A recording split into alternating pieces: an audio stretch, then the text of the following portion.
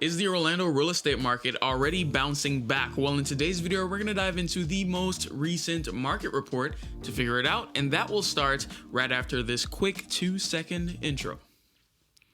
1, 2. All right, so if you're new here, welcome. My name is Romario, and if you've been here before, you know where I'm going. Make sure you drop it in the comments down below, and that will be in the top left corner. And so, like I said, this is the most recent report. We're looking over the month of December for the real estate market here in Orlando, and throughout the video, I will be talking about my experiences currently in the month of January, because I'm sure you want to know how that probably correlates to what is happening right this second. And so we're going to dive in. New inventory, or not really new inventory, but inventory is down month over month 11.8%. But if you've been watching a couple of these, you know we've been over 100% year over year for quite some time now. And so we're over 145% year over year on inventory. More choices for the buyers, a lot more competition for the sellers, which is great for the overall health of the market. So we're going down to new listings, which my trend, my prediction, whatever you want to call it, continues as we're taking less listings month over month. I talked about this before ad nauseum, but in short, it isn't the most appealing thing or sexiest thing ever to leave your home that you probably locked in or refinanced in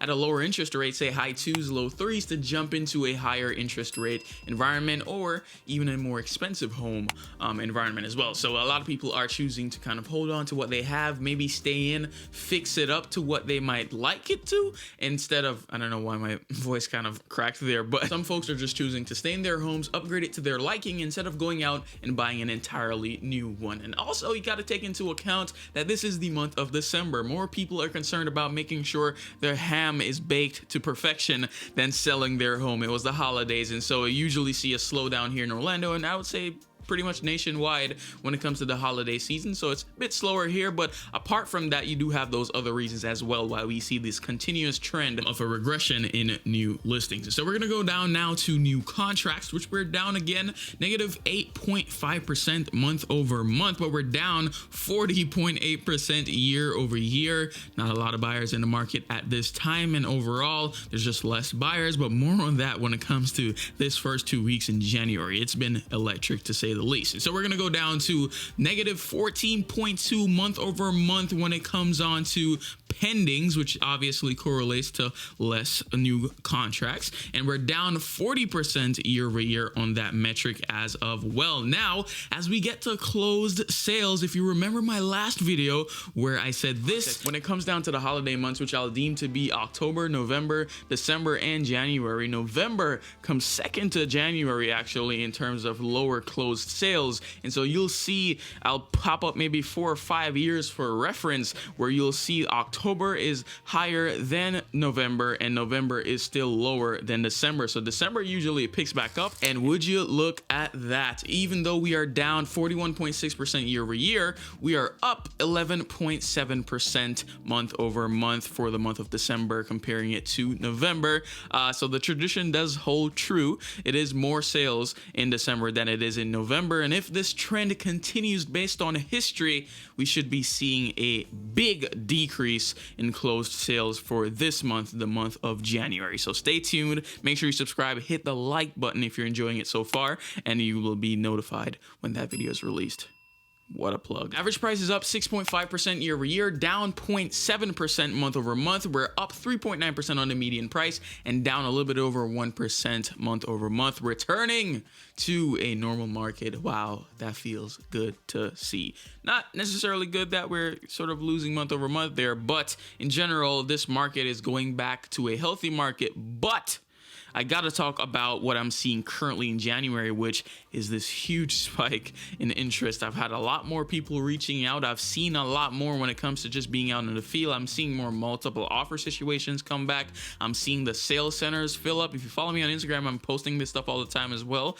It's kind of been crazy this past couple weeks when it comes to the new year. And before I go on to give my speculative take, I want to say, statistically speaking, mortgage demand is through the roof. Just in 1 week, mortgage application volume jumped 28% nationwide. that is in direct correlation to where interest rates have been going, which is down, which is super nice. Been in the low 6s. Some people have been scoring some high 5s with really nice credit. And so as this trend, or if this trend continues, you'll see more demand rushing into the market. And I'm already seeing that here in Orlando. Like I said, more multiple offers, sales centers are full. Incentives that were $40,000 towards design center or $40,000 flex are now $20,000. And that slight change is showing that these builders react quickly, and everybody else does too. The really nice homes that are super dialed in, marketed correctly, are going a bit faster than before, just say 2-3 months ago. And my opinion on this, and I've said this before, is that the buyers that were in the market mid 2022 when interest rates started to really tick up faster than we expected,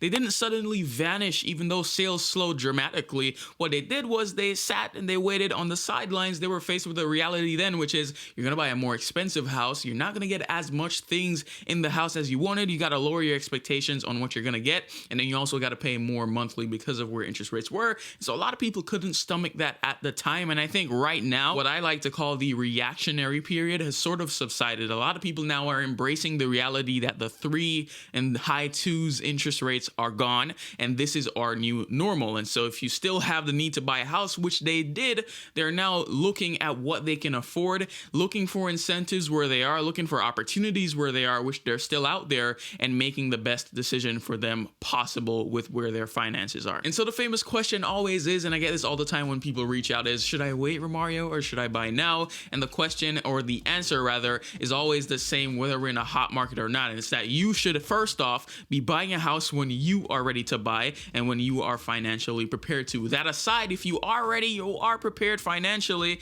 and you're just kind of playing a waiting game, do not try to time the market. I'm not gonna do the cliche catchphrases that all our realtors use, but what I will say is that last year, none of these big institutions, except I think one, actually predicted interest rates to go up as high as they can. So everybody, even the highest of educated analysts, can get things wrong. And so my thing is to never build a strategy based on what you hope the market will do. Hone in on what it's doing right now, and is there opportunity right now? Hell yes. I've never seen builders in the past 2 years be so willing to work with buyers, slashing their inventory and completed homes that are just sitting there by 50, 30, 70, even one time $100,000, given incentives. Sellers are actually willing to cooperate. You don't have to be there the first weekend to see the house and buy it and pay $40K over with waiving your inspection. There is opportunities now, and I can't guarantee, like nobody can with anything in life really, what's gonna happen 6 months from now. So if you see an opportunity, you take it.